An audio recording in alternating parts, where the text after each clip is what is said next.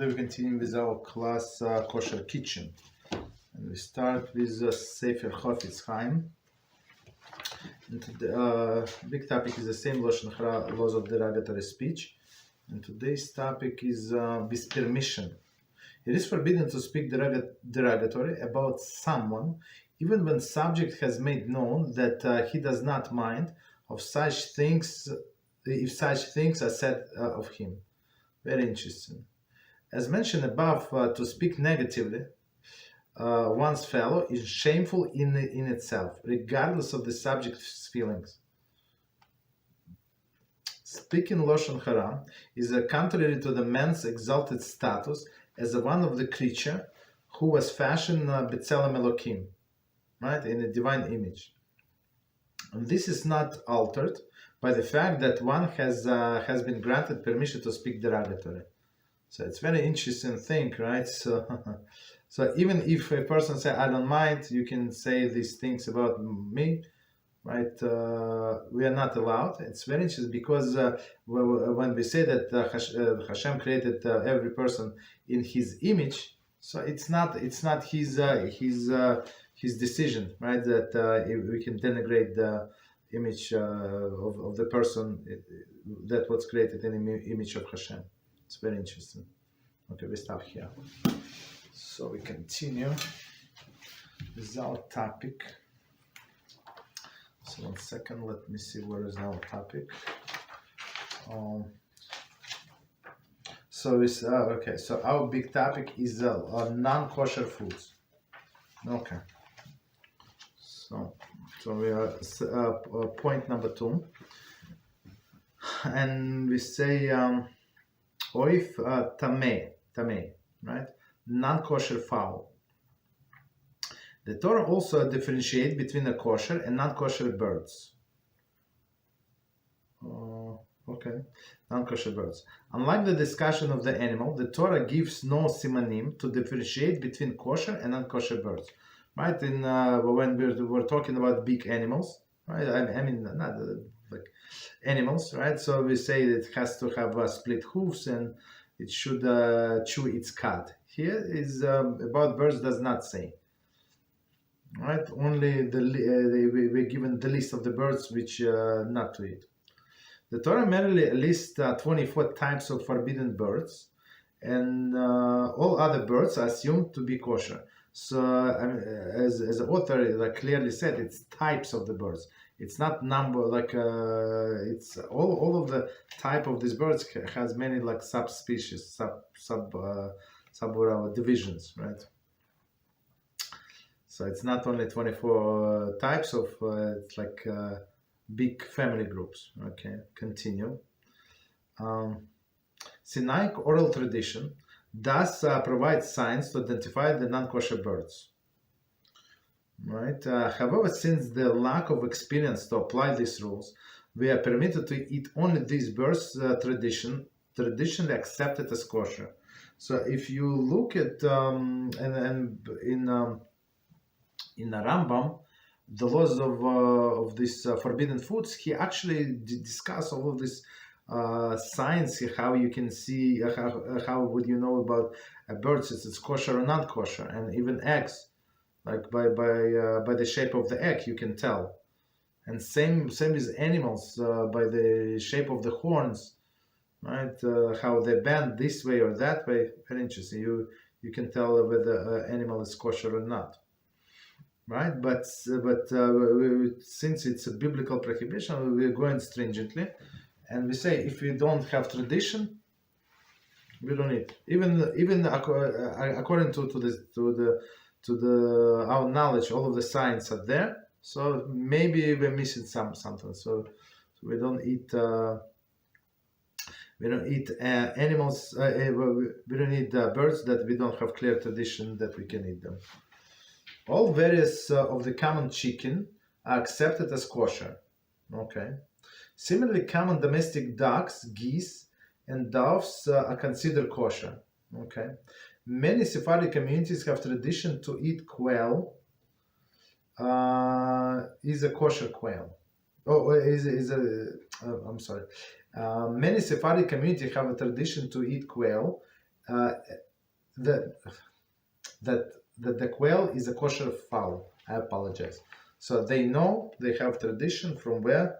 Let me see the commentary. So it says slab that was eaten in the Sinai desert is usually considered to be the quail.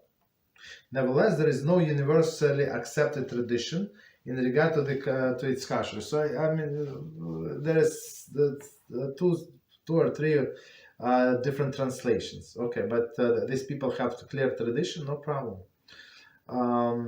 With the appearance of the turkey meat as a common food, poskim question whether a reliable tradition exists concerning the kashrut. So that's the famous question, right? Are you allowed to eat turkey? Right? Are you? Okay. So let's see. Common custom today accepts turkey as a kosher fowl, but it's not so simple. There is no definite tradition about the status of the pheasant. Okay, so turkey we do it.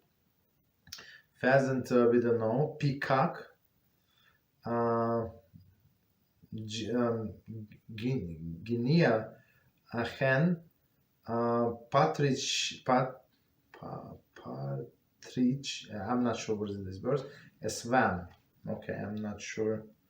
Although swan is known as barbur, and is and as noted in one of the delicacies of the Shabbos in the Shabbos miras, very interesting.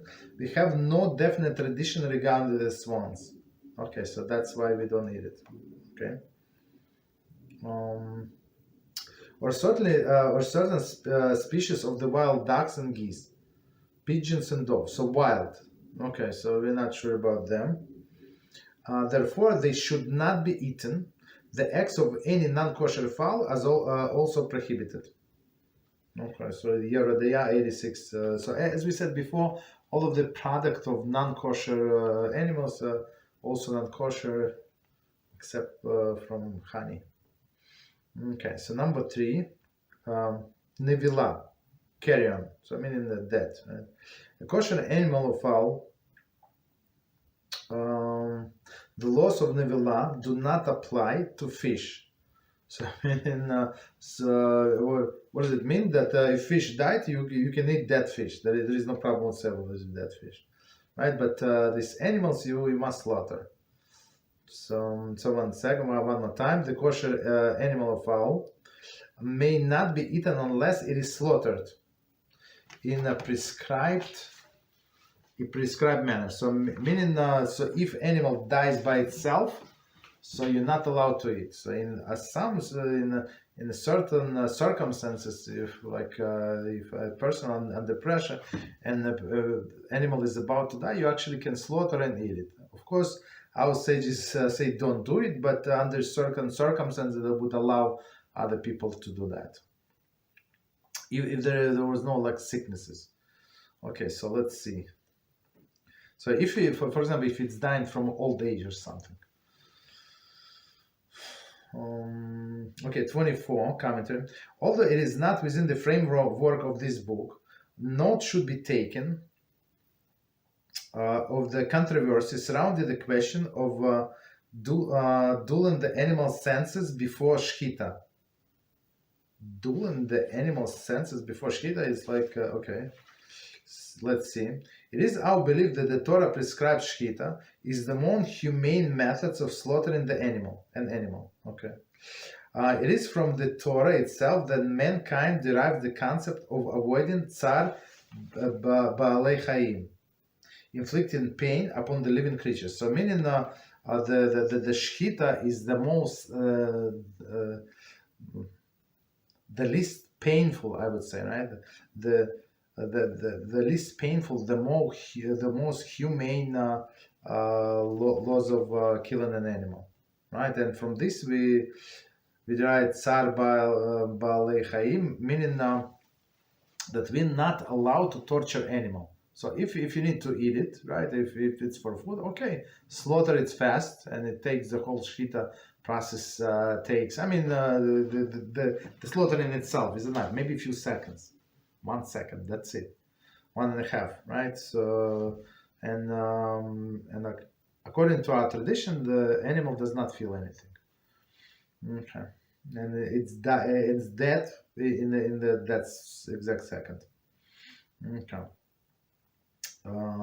It is thus peculiar that over the last 100 years, many attempts, successful and unsuccessful, were made to prohibit shechita as inhumane to animals. It is even more so. I mean, these nations of the world, and sometimes there is a secular Jews among them, so they go against the shechita process. Right? They don't care that their animals killed with a gun, they electrocute them, this and that. They don't care so much. But about shechita, they say that's inhumane. And then I think it was prohibited in some countries in Europe, for sure. It is even more bizarre that many of these laws were instituted in the very same countries that show themselves indifferent to the Jewish blood suffering. Right, that's all these European countries, right? So when Jews were killed, Jewish blood was spilled, they do not care so much, unfortunately. Now we kill a cow, they care so much they cannot live with themselves. That's a hypocrisy of the world at its best. Anti-Semitism wears many masks. In some of these countries, shechita was permitted, provided that the animal was stunned, either electrically or through the blow to the head beforehand. So they say, so first kill it and then do your slaughtering. It's this anti-Semites. Halachic authorities were unanimously in their refusal to permit shechita under these circumstances. It's not shechita, it's like dead animal. It's nevilah, right? Several reasons were cited. A, requiring stunning of the animal would constitute acknowledgement that the shechita is self-inhumane. So if we agree, if we give in even an inch, even one word, that's it. So we acknowledge, okay, so it's inhumane. So we're going to go according to what you tell us, Mr. Anti-Semite, and then we do according to what we think is good. Understand? That's of course we cannot give in. Acknowledgement of this untruth would constitute grave heel HaShem, desecration of the divine honor. And the second reason, a stunning of an animal may render it treifa, right? A see collection of letters of Chaim Ozer Gradzinski, volume 2, page response. So Rav Chaim Ozer Gradzinski, I think he lived in end of 19th century and into the 20th century. I'm not sure when he passed, but he was from that generation. In the generation of Chofetz Chaim, the greatest rabbi. Okay. Looks like it was 24. Okay, so let's read this sentence one more time so we have continuation. A kosher animal or fowl may be eaten may not be unless it is slaughtered in a prescribed manner. Continue. An animal slaughtered improperly or an animal that died in any other manner is a nevilah and may not be eaten. So nevilah is a dead animal. So that doesn't matter how it died. So when it died, when the shochet does correct procedure with a knife, so it is considered. It's not considered to be nevilah. It's not considered nevilah. It's like on one hand it's dead, but it's dead on it's not from the shechita, or it died from the shechita, right? But the shechita was improper. So, for example, the knife was not checked. The knife had some imperfections in that. So that animal would be nevilah. Okay, so the dead animal.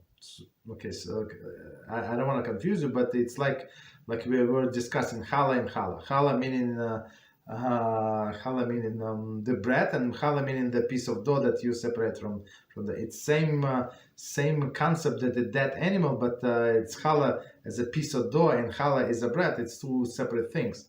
So nevilah is a dead animal, and does not matter how it died. It died on its own, or it died from improper shechita. So it's forbidden. The laws of the shechita, slaughtering, are complex and discussed in Shulchan Aruch at length. Okay. The kashrut of the shechita depends on the type of the knife used, its sharpness, and the manner in which shechita is performed. So three things, right? The knife used, it must be very, very sharp and perfect blade, right? And the manner in which shechita performed. So just so we understand, this cow, I'm not sure how much the cow costs. Maybe, I don't know, $10,000. I don't know, right? So if this maybe 5,000, I have no idea. Well, let's say 10,000, a lot of money. So from his movement of a hand, like 1 second, 2 seconds, so he can lose all of this money. Of course, they're going to resell it, but it's going to be big loss for sure. You understand? That's how precise and trained this person must be. Like he has only one move. You cannot go back and forth. It has to be with one move. That's why the blade must be perfect and sharp. It is improper to pause or undue pressure during the shechita act. So a pause you cannot do, right? And you cannot press. It must be cut, right? So all of these things during the shechita. Just 1 second. It is improper to pause. So if I mean. Some time ago, I learned with one of the groups the laws of the shechita. Of course, I mean it's when you read from the book, it's theoretical knowledge. It's not very even though they have pictures and stuff like that, it's not very comprehensible. But I mean some things you can understand even from the text. So it's very interesting. So a person, an expert, can actually see. Right, from the cut, from the just looking at the cut, and say, was it cut or was the shochet applied the pressure? So if it applied the pressure, it's like it was not cut, it was ripped, and if it's ripped, it's not kosher. So that's how precise everything must be. Okay. So upon top of just 1 second, knife. So an improper pause and undue pressure during the shechita, act, or the use of the knife with imperfect cutting blade. So a little imperfection and it's invalidate the whole shechita. Are among the conditions that render animal nevilah. So basically, as we just understand from here, so all of these people who are involved in this shechita process, they must be all God-fearing people, because when we get the piece of meat in a butcher store, in a supermarket, how do you know how it was? Like, you would not tell ever. So only expert who saw this place of cut, who saw the knife, he would say it's kosher, not kosher. And many times, I mean, the temptation is there to say, yeah, it is kosher, sure, absolutely. So that's why we don't buy meat from anybody, and that's why we pay for meat so much money, so that people could be rest assured. So if something that does not go well, no problem. Like we're going to compensate you for being God fearing. So we don't want these people who God fearing just to go hungry and not able to feed their families, right? So of course we want them to make money. Okay, and feed us with the kosher meat. So continue. Due to the complexity of these halachas and severe transgression involved in eating nevilah, only God-fearing, shochet, ritual slaughter, who has proven his knowledge of these halachas and his ability to do shechita, properly is accepted as a shochet. So basically, there is a special rabbinical certification to be a shochet, right? So I'm not sure, like maybe 6 months you need, maybe more. Like you learn all of the laws, like how to check the animal, how to check the body parts. Okay, it's very interesting. Okay. One more second. So as we say, God fearing, and nevilah. So all of these people who say this, all of the naive people who say, yeah, but I eat chicken. Oh, I don't eat pig. I eat only chicken, right? Or I eat only cow meat. I don't eat other things. So yeah, it's very good that you eat cow meat, but one of the problem that it is nevilah. It's a dead animal.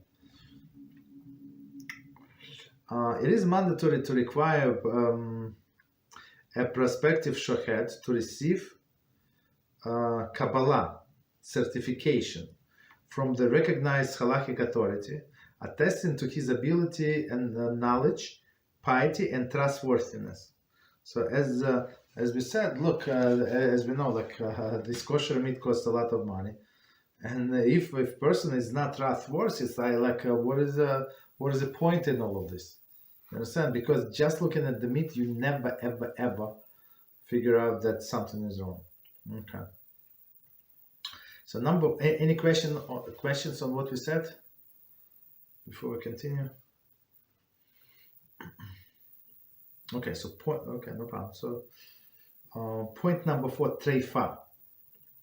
So treifa is so nevilah. So just many people can confuse too, and sometimes these two things are used interchangeably, even though it is not correct. And I'm not sure why, but those are separate things. So nevilah is the one that died, and died on its own, right? Or it was slaughtered improperly. So it calls also nevilah. Okay, so now we're going to a different definition, treifa, mortally injured. So let's see the commentary. Although treifa literally means an animal assaulted by the wild animal, mortally injured, the halachas of treifa apply to any mortally injured animal, regardless of the source of their injuries. See Rambam, etc., etc. So like classic example would be like it was a sheep and wolf attacked the sheep and he did not kill it, right? But he injured a lot. So it would be like this treifa, like classic example of treifa, I guess, right? But we use this word for a much broader definition. So let's see. Any animal or fowl which, as a result of the birth defect, the note says laws of treifa does not apply to fish. So fish is it's easy customer, right? Okay. But there are some diseases in fish, right? So we in our Kisur Shulchan Aruch class we were talking about the worms. Worms is usually not a problem, right? But if the infestation from worms brings out the disease, that's a different issue. So it would be forbidden not because the problem is the fish, but because of the other laws that we must take care of our health, right? And not to eat, like not to damage our health with whatever damage is. So meaning, I don't know, like not to get sick, like in the winter or something, not to jump from the heights, and not to eat not kosher food, not fresh foods like that would harm you, right? So all of these things would be under this category. Okay, so one more time, the animal or fowl, which as a result of birth defect. So if it's and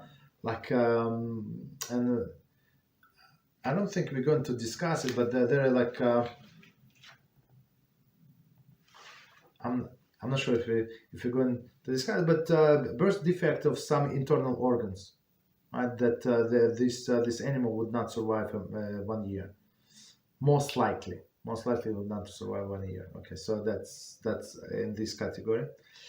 A disease or inflicted wound suffered from a mortally defective organs or a limb or animal close to death. So one more time. So birth defect, disease, whatever, like it's not from birth, whatever disease is, or the inflicted wound. So that's self-inflicted. It fell, or I don't know, or something, right? Or human inflicted, whatever, from other animal, right?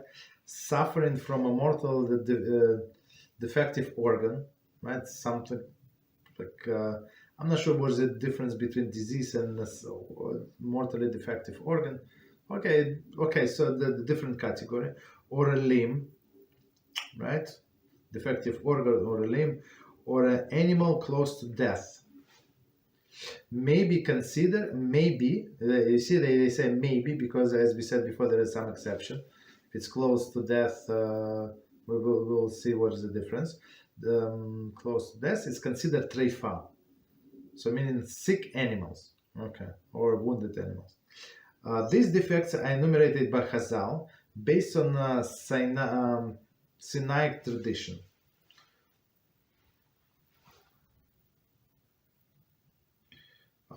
So once again, there is one commentary. It says, regardless of whether this is a result of sickness, old age, or frailty, the animal may be considered treif. So maybe. So we have to know, right? However, many sages refrained from eating many animal close to death, even when halachically permitted. See here, and yeah, it's in several places. Rambam also said. So, are you allowed to eat? Yes, you're allowed to eat. But as we said in our different class, says anyway, even if something is allowed, the Torah said it is allowed, for sure is going to damage your soul. Okay, I think we said it in Kitzer class last time. Okay, continue. For example, if animal lacking certain organs, and an animal with a certain organ walls perforated or certain bones fractured, is considered treif. So so when they open up an animal, so before soaking up the meat into the salt, right, washing, we need to check the organs and see if they're actually kosher. So and what is the problem? They look for perforation, and from outside many times you would not see. So the animal was walking, let's say, right, and it was like sharp branch or something, right, and it like went through the stomach. You did not see, and perforated the stomach, very possible. So let's see. Thus if one slaughters a kosher animal properly, it may be non-kosher if it is afflicted with any of these enumerated injuries. So you slaughtered, so it's not nevila, so because it was slaughtered, by upon the check, and it's found to be treif. And a defect is not listed by Chazal does not render the animal treif. So only whatever our Chazal, our sages say is a defect, is a defect. Other defect and we're not going to cover in this book. Most likely, right? Because it's not our topic here. But some of the defects, like the animal would die like very soon. But according to our laws, it's not. There is not a problem. So, but as we said, this some sages they were trying. And they recommend not to eat it. I mean, but if person is very, very poor and that's the only food he's going to get, yeah, of course you're allowed to eat it. 1 second. So one more time, the whole sentence, very interesting. A defect not listed by Chazal does not render the animal treif, even if according to the current medical knowledge, the animal is certainly to die shortly. So we don't go by the medical knowledge. Conversely, so but if there is like some kind of disease, contagious disease in this animal. So it would, if it's a danger for a person's health, that's under different category. Not because it's not kosher, but because of the danger to health. Okay. Conversely, a defect that existed by Chazal rendered the animal treifa regardless of current medical opinion. So it's actually from Rambam, chapter 13. So they say current medical opinion is that with this disease, animal it can take, I don't know, maybe they give some medicine and it can live for another 100 years. So we do not care. Okay, so we're going according to the Torah, not according to what they tell us. Practical application.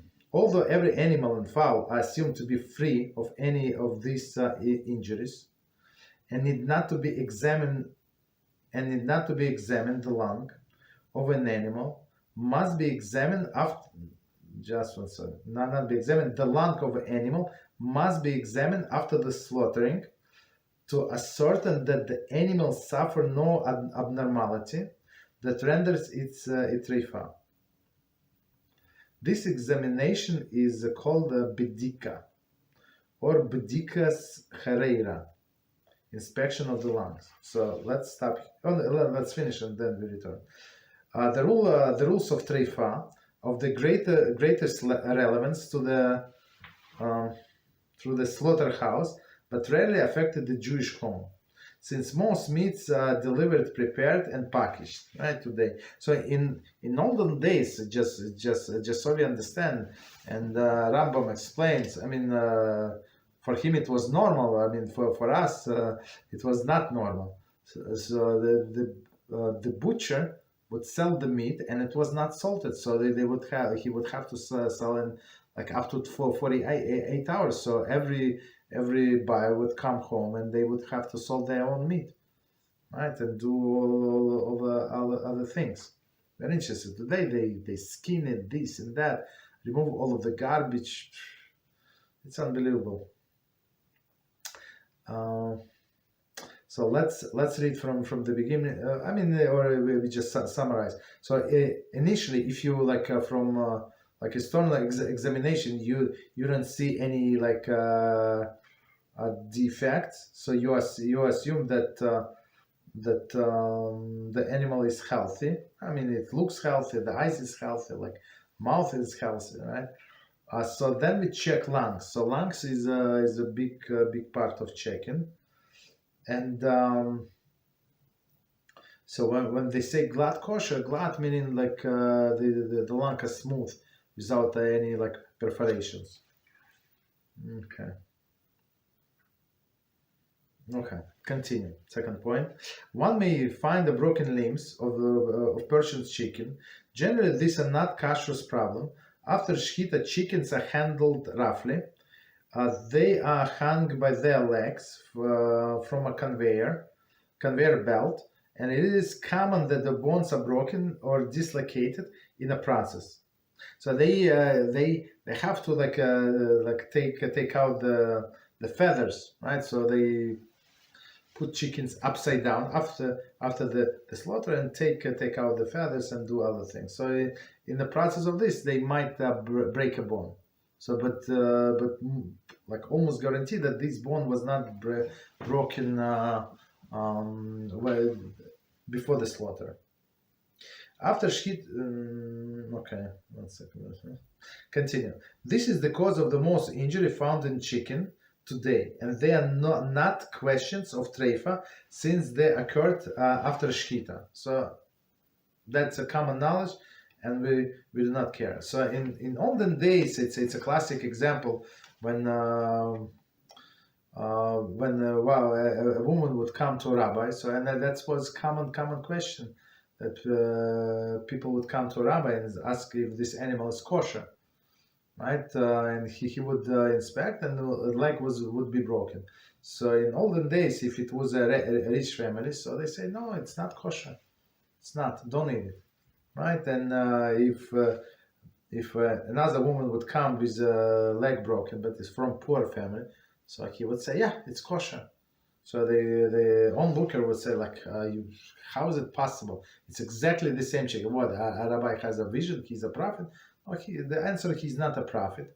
But in case of the need, you can rule leniently because of the we don't know, right?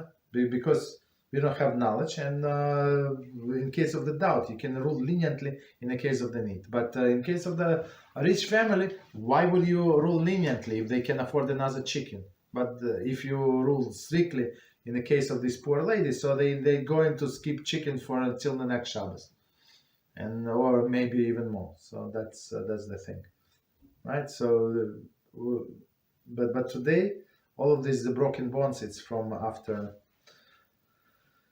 the shechita. The general rule is if the bone is broken, the meat is surrounding the bone is not discolored.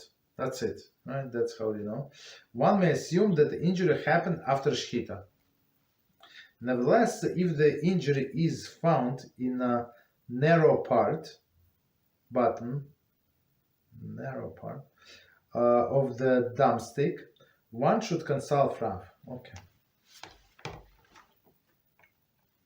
So continue. So let me quickly check time. Second round of classes. Any questions on what we said so far? Oh, 26. Continue. So number 5, sherets. Swarming insects and rodents. Right? So as we learned in Kitzur Shulchan Aruch. The Torah forbids us from eating any rodents, worms, amphibians, or creeping, swarming, or flying insects. It's from Vayikra. Eating sheratzim is a serious matter. One who eats even a single minuscule sherets violates 4 or even 5 or 6 lavim, negative commandments. Yeah, remember we discussed. I said up to 6. That's how Rashi explains. The punishment for each is malchus. So what is malchus? Malchus is lashes. Up to how many times? 39 lashes. Thus, one who eats 1 sheret received 156 lashes. Minimum, what is it, like 4. Therefore, one who eats fruits or vegetables in which worms, ants, thrips, aphids, leaf miners, or mites are commonly found, must examine the items carefully before eating. So we actually, we discussed about this topic in Kitzur Shulchan Aruch class. So if you know that this specific fruit or vegetable prone to infestation, so in some cases, as I explained with this broccoli and cauliflower, I mean it's possible to check, but it's so time consuming, and plus, you maybe you check twice, but still there is still possibility that you miss something. Okay, so we're trying to be very careful. Even though we wash, of course, we're not that just take the raw vegetables. You wash a few times in this water, soapy water, that water, and only after that we check. So yeah. So continue. Checking fruits and vegetables for infestation. The status of fruit and vegetables with regard to infestation is dependent on the climate and the country in which they are grown. Right, so it's very practical in the country. So if they spray with all of these chemicals, so most likely there are no insects, most likely. But still, it depends. Sometimes they will import these fruits or vegetables from another country. You never know, right? So for example, today I bought fresh tomatoes. So of course we're in the middle of the winter. So tomatoes is from somewhere else. I'm not sure from where, right? Maybe from South America or something. I don't know, from Africa. I don't know from where these tomatoes came from. So even though maybe in my country they do spray, right, the chemicals, but in there maybe they do not spray. It's very interesting. So you never know. You have to check. Okay. Level of infestation changed from season to season, and are liable to change from time to time, right? From season to season. So for example, so if I know that they do import from somewhere in the winter, so let's say fresh vegetables, so then I would have to check. If in the summer I know it's a local, and local law they obligate them to spray, so most likely it was sprayed, and there is no infestation. For this reason, one cannot present a practical guidelines on this issue in a book, and will be used for many years, right? So that's why you go to your local Kashrut authority website, right? And they usually post these alerts, like for example, this year in this season we have infestation in this and these fruits or vegetables, right? So I used to be like on this email list, but it's just too much going on with them. Some people would put like improper kashrut symbols. Some like would go like kosher. So it's like too many emails, so I just stopped. But basically, I mean, if somebody does not get so many emails, so maybe it's a good idea to get these alerts. So what is kosher, like what it became kosher, what is the infestation alert and stuff like that. One must obtain up-to-date information from his Rav, or consult some of the excellent manuals published by the various rabbinic organizations. Okay, of course. Every household should have such manual handy and for easy reference. So I would say like go on a website of or you or your local country, wherever you live, and ask them. Okay. So continue. One type of sherets, however, is permitted. The Torah describes the feature of certain species of locust that are permitted. These are enumerated in Shulchan Aruch. Today we lack the definite tradition about which species are allowed, and therefore we do not eat locust. Certain Sephardic communities have tradition to which the locust is kosher. So we know which one, the Yemenite. So Yemenite people been in exile from the time of the first temple. They never went back, for sure, right? So even like before the destruction of the first temple, they went there. Some of them, right? So they have this tradition of which locust is kosher, which one is not. Okay, it's very interesting. So, but many times our approach is our rabbis, the job of our great rabbis is to build all of the fences around the Torah and prevent us from transgressing. So many times, even the Rima was 500 years ago, right? He commented on Shulchan Aruch and he said, yes, Rav Yosef Karo said this, right? That's the Sephardic tradition, but our Ashkenazic tradition, we're not sure. So since we're not sure, we've been through so many exiles, guess what? We don't need extra problems with HaShem. We just don't need. So whatever we're not sure, our rabbi said not allowed. That's it.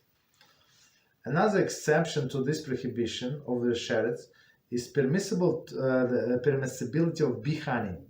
Okay, so two exceptions. One is this kosher locust, and one is a bihani. So and even though like when you read the Rambam's explanation and then you read like research, I was interested in this kosher locust. So there is a jumping legs and these legs, like several pair of the legs, and they actually identify few kinds like would match. Of course, we don't eat, but like we would match the description of our sages. Okay. We don't eat, but very interesting. So bee honey, it's, of course, bee we don't eat, but honey we do. The honey of the bee is not considered a product of the bee itself. Rather, it's considered nectar extracted from the flower blossom and was transformed into honey. So it's very interesting. It's not product of the honey, but the nectar is like went through the body of the bee and excreted, and it became honey. See footnote with regard to the royal jelly and bee wax. So we're going to check the bee wax. It's very interesting. We will learn about the cheese. This what is it? This worm in the cheese. So I don't want to discuss it, but I went to internet and checked this. These worms, and it's some cheese, like the crazy people it's clearly like it's not like tiny worm. It's a big worms, they crawling around, the maggots, not worms, like maggots, and then they die and they excrete and this and that, and then it's like they become a paste inside of this cheese, and these people, they put it like a spread on a piece of on a cracker and eat it. That's how crazy the world is. Okay, just one example. Okay, so commentary 49. In Bracha 7b, however, bee wax is a product of a bee itself, not bee wax. Nevertheless, contemporary poskim rule that the wax is permitted since it is completely inedible. Okay. But sometimes when you go like to supermarket, right? Let's say not kosher. I haven't seen in a kosher super, but in a non-kosher supermarket, right? Big store, they sell kosher and non-kosher items. So I saw many times, and it looks like unbelievable. This bee wax, like in the honey, like trapped inside. It looks very, very delicious. So, but according to this, you cannot eat the bee wax, so it is permissible to get honey from there. Okay, I don't know. See, bidika hazon halachah. Rabbi M. Vaya, I'm not sure who is he. Another product of the bee is a royal jelly. So what does it mean? Which is a secretion from the glands of the bee's head. Since it is rich in protein and vitamins, it is considered to be very healthy. However, since it is a product of the bee itself, it is prohibited. I never heard of this, okay. But it's not kosher, maybe that's the reason I never heard of it. Nevertheless, response of Tzitz Eliezer, 1159 and 1254, permits ingestion of for the medical reasons, since it is full tasting and inedible on its own, and is mixed with a large amount of honey. Okay, so for medicinal reasons, we can eat some things, and plus this thing is not considered food. So something like bira or like bira, it's not considered to be food, and plus it's okay, no problem. So that's actually we're going to use this approach when we're going to get to medicine, right? Right, discuss medicine.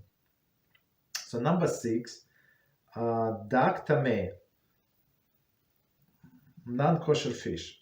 The Torah permits only fish that have fins and scales. Any other fish is prohibited. Some fish have very small scales, right? And still others lose the scales when removed from the water. They are nevertheless permitted. So let's see, very small scales. If the scales are visible only through the magnifying glass or microscope, the fish is dak tameh. So I mean it's so tiny that you need like a magnifying glass. See Teferes Israel, etc. So I will give example like this fish that has no like the small amount of scales. It would be this. I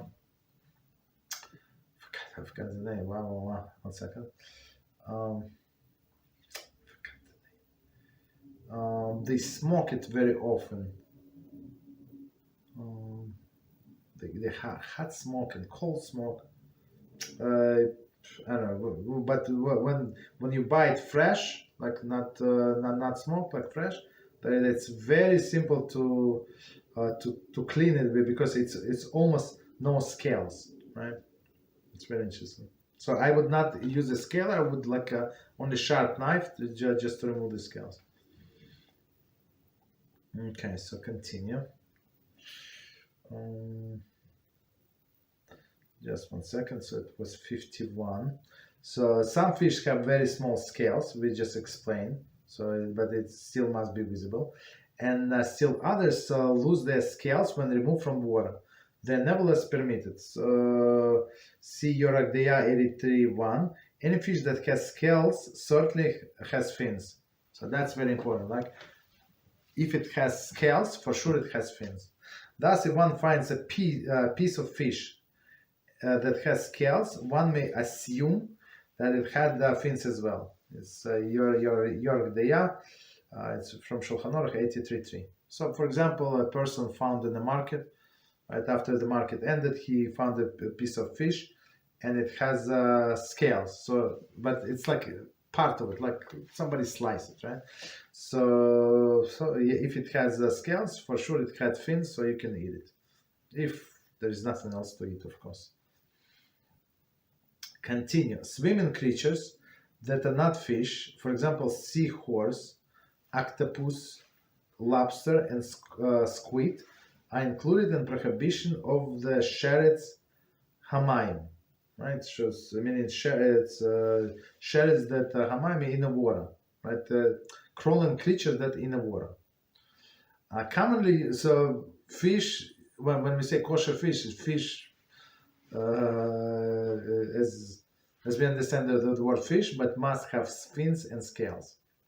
Commonly used fish that are permissible include pike, whitefish, flounder, halibut, I'm not sure, salmon, sea bass, trout, tilapia, Nile perch, and carp. Okay, so that's the most famous commercially sell fish. Of course, if you find others, it's like with fins and scale, there is no problem. But those that you can buy in the store. Can any questions on what we said? We finish with fish. Okay, no question. Continue. Number 7, dam. Dam is a blood. The Torah forbids eating the blood or of even kosher, slaughtered animal or fowl. So commentaries they say all of the references. Blood is among the few prohibited food that render one who ingested punishable by chorus. Right. So, and it's a product. So just to remind ourselves, it's a product of the kosher species, right? So the meat is kosher, but the blood is not kosher, right? So it's of course it's an exception. So we say if the animal is kosher or bird is kosher, so the products are kosher, meaning the eggs are kosher or the milk of this cow is kosher, right? It's very interesting, but the blood is one of the exceptions. This applies to the blood that gushes from the animal in the time of the shechita. So chorus only from this blood. So just to remind us, this blood was used to sprinkle on the altar, right? When they do shechita in the Beis Hamikdash, that what was special, like a basin that the Kohen would use. He would fetch the blood and go up to the altar, not necessarily up to it. It depends what, I apologize, I don't want to confuse it. It depends what kind of a sacrifice it was. So he would sprinkle on the altar in one place, 2 places, doesn't matter. Okay, continue.